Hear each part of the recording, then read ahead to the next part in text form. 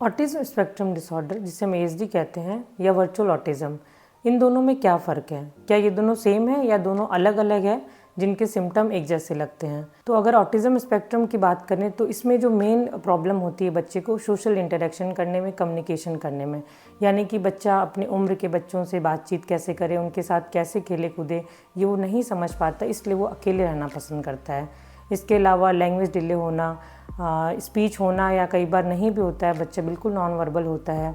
Repetitive behaviour करना, जैसे कि हैंड क्लैपिंग करना, जंप करना, अलग अलग तरीके से अपने बॉडी मूवमेंट को बनाना, अपने फिंगर्स का यूज़ करना फेस के सामने, तो इस तरह से इसमें बच्चा रिपीटेटिव बिहेवियर करता है। इसके अलावा बच्चे में सेंसरी इश्यूज़ होते हैं, तेज़ आवाज़ से डरना, परेशान होना, किसी चीज़ को टच ना करना, या अगर हम उसे टच करते हैं तो इसको इग्नोर करना, या कई बार बच्चे बहुत ज़्यादा ओवर यूज़ करते हैं टच सेंसेस का।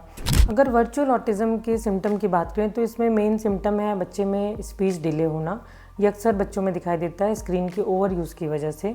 आई कॉन्टैक्ट का कम होना, कई बार ये चूँकि लोगों से मिलजुल नहीं रहे हैं, इस वजह से भी आई कॉन्टैक्ट नहीं करते हैं। सोशल इंटरेक्शन में इंटरेस्ट का कम होना, इसके अलावा अटेंशन की प्रॉब्लम होना, फोकस नहीं कर पाते, और सबसे इम्पॉर्टेंट जो इशू आता है बच्चे में वर्चुअल ऑटिज़्म में, इमोशनल डिसरेगुलेशन का होना, जिसकी वजह से बच्चे कई बार एक्सेसिव रोने लगते हैं, चीखते चिल्लाते हैं, इरिटेबल मूड में रहते हैं, हाइपर एक्टिविटी दिखाते हैं, तो उनका जो एक इमोशनल रेगुलेशन है वो कहीं ना कहीं इससे हैम्पर होता है। दोनों के ट्रीटमेंट में क्या हो सकता है? अगर बच्चे को ऑटिज़्म स्पेक्ट्रम डिसऑर्डर है तो अर्ली इंटरवेंशन थेरेपीज़ या टेक्निक्स बहुत यूज़फुल हैं, जिसमें कि एबीए, स्पीच और communication therapy, occupational therapy, sensory integration therapy, इन सबको करने से बच्चा धीरे धीरे मेन स्ट्रीम में एडजस्ट करने लगता है, उसके ये सारे इश्यूज़ कम होते हैं।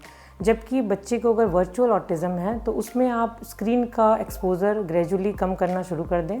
अगर बच्चा 2 साल से छोटा है तो उसको बिल्कुल भी स्क्रीन ना दें, बिल्कुल बंद करना पड़ेगा। और इसके अलावा रियल लाइफ जो सोशल इंटरेक्शन है उसमें बच्चों का इन्वॉल्वमेंट बढ़ाना पड़ेगा। लोगों से मिलना जुलना, पार्क में ले जाना, बच्चों के बीच में रखना, इस तरह की एक्टिविटीज़ जिसमें वो इंटरेक्ट कर पाएँ, इस तरह की सिचुएशन आपको बच्चों को देनी पड़ेगी अगर आप उसको बाहर निकालना चाहते हैं।